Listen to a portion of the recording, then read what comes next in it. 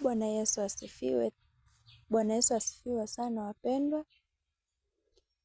Ninawasalimu nyote kwa jina la Yesu Kristo mwana wa Mungu aliye hai. Ni mimi mjakazi wa Bwana. Jina langu ninaitwa Neema ya Bwana. Ndilo jina langu. Nilivyobatizwa nilibadilishwa. Nikaitwa jina hili lenye utukufu wa Bwana. Ni Neema ya Bwana.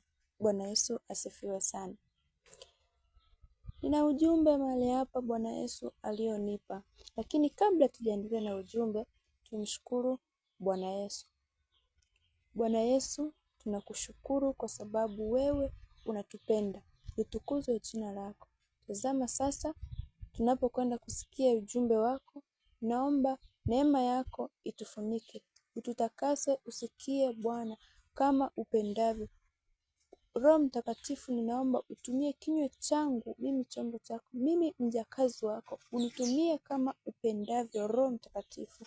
Katika jina la Yesu Kristo, ninaalika neema yako mahali hapa Bwana, kila atakayesikia ujumbe huu Bwana, upate wewe kumtakasa katika jina la Yesu Kristo.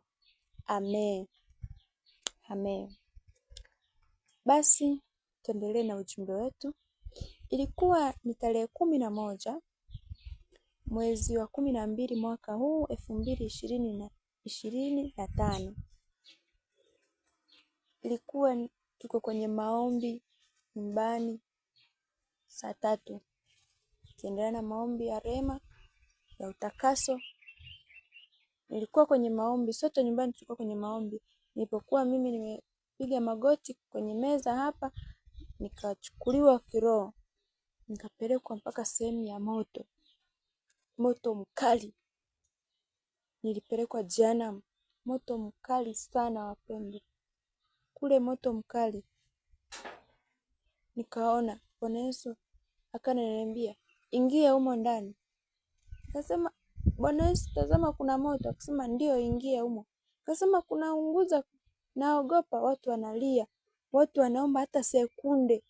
Yaani mtu aliyepo kule anaomba sekunde ya kusikilizwa, hata kusema Bwana Yesu unisamehe. Hapati hata sekunde ya kusikilizwa.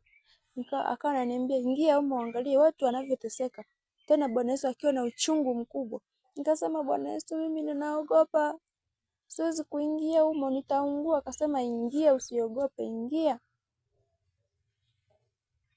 Ndipo nikawa nimeingia, lakini kulikuwa kuna tisha, niliona moto hata volcano ni mdogo sana. Moto wa volcano ni mdogo sana sana. Ulikuwa moto mkali sana. Nikawa ninaogopa. Bwana Yesu akasema, unaona watu walivyo? Unaona watu wanavyoungua na kuteseka? Akasema ndio. Akasema, sasa nenda kawaambie watu wangu wanatubu kimazoea, waache rehema za mazoea, watubu dhambi na waziache, waache maombi ya rehema, waache maombi ya rehema wanayotubu kila siku, yamekuwa mazoea kwangu. Watubu kuongozwa na Roho Mtakatifu. Wamwite Roho Mtakatifu. Yeye yupo kila wakati. Anasubiri wewe mtu umkaribishe ndani yako ili akuongoze. Yeye hawezi kuja Roho Mtakatifu pasipo kumuita, pasipo kumkaribisha. Anataka wewe mwenyewe umkaribishe, akuongoze kwenye maombi. Bwana Yesu akasema, mimi ninachoka kusikia maombi ya rehema kila siku. Unatubu dhambi ile ile na uachi. Kama ni uongo unatubu, nisamehe, nimedanganya, hauachi dhambi. Ndivyo Bwana Yesu alisema. Mfano, mimi ni muongo, mimi ni mzinzi, mimi ni mwizi, lakini ukitoka hapo usikuwa unaomba rehema. Ukitoka hapo unaenda bado kufanya yale yale. Bwana Yesu alisema anachoka, hapendi kusikia tena hivyo. Anataka uongozwe na Roho Mtakatifu. Mwanadamu uongozwe na Roho Mtakatifu. Nikasema, mimi ninachoka kutoa rehema za kila siku hiyo dhambi. Je, wanatubu hizo ndogo zitatubiwa lini? Hizo kubwa wanazozitubia, ndogo zitatubiwa lini? Na mimi nikirudi nikakuta hawapo tayari, nitaondoka na nani? Akawa anasema kwa uchungu mkubwa. Nikasema ndio Bwana Yesu. Nikapiga magoti chini yake, nikalia. Nikasema, unisamehe Bwana, unirehemu mimi. Akasema, nenda ukawaambie na wengine, waambie wenzako waache maombi ya rehema ya mazoea, ila watubu kwa kuongozwa Roho Mtakatifu. Wamwite Roho Mtakatifu awajaze, awaongoze. Sio wanatubu kila siku wa mazoea kwa sababu wamezoea maombi ya rehema. Hapana, ila watubu. Roho Mtakatifu yeye atawaongoza, yupo kila wakati, wamkaribishe. Bwana Yesu akawa amenirudisha. Nilikuwa nikiendelea na maombi kimwili, lakini kiroho nilichukuliwa. Bwana Yesu asifiwe sana. Kwa hiyo Bwana Yesu alisema tutubu, tuache maombi ya rehema ya mazoea, ila tumuite Roho Mtakatifu.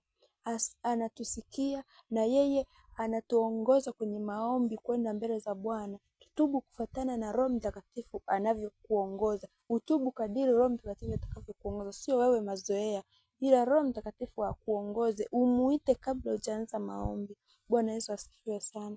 Huo ndio ujumbe wa Yesu, huo ndio ujumbe alionipa, nami nimewakilisha. Kwa hiyo ndugu yangu, dada, kaka, mama, baba, utakayesikia ujumbe huu, ninakusihi uendelee kuomba rehema kufuatana na Roho Mtakatifu atakavyokuongoza. Umwite Roho Mtakatifu akuongoze, na yeye atakupeleka vyema mbele za Bwana, ili Bwana Yesu akusamehe na akutakase tena. Yeye Mungu ni wa rehema kila wakati. Bwana Yesu asifiwe sana. Mbarikiwe sana. Mbarikiwe nyote mnaosikia ujumbe huu. Mbarikiwe sana. Amen. Bwana